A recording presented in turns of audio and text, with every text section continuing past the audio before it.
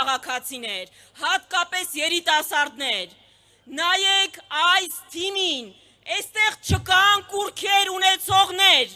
այստեղ չկան շեֆի նկարը պատին կախողներ ու խոնարհվողներ, հատկապես չկան Ալիևի առջև խոնարհվողներ։ Ուրեմն Հայաստան դաշինքը ձեր ընտրությունն է, ձեր ազատությունների պաշտպանն է։ Դիմում եմ բոլոր եկեղեցասերներին, հայ առաքելական եկեղեցու հետևորդներին, նայեք քաղաքական ուժերին, նայեք իշխող ուժին, մի կողմում եկեղեցու վրա հարձակվողներն են, մի կողմում այս հրապարակում եկեղեցին ամեն գնով պաշտպանողները, կարող ենք ու պաշտպանելու ենք մեր եկեղեցին։ Մեզ ինքն իրեն գժի տեղ դնող պետք չէ, մեզ բանակցող է պետք, բանակցող։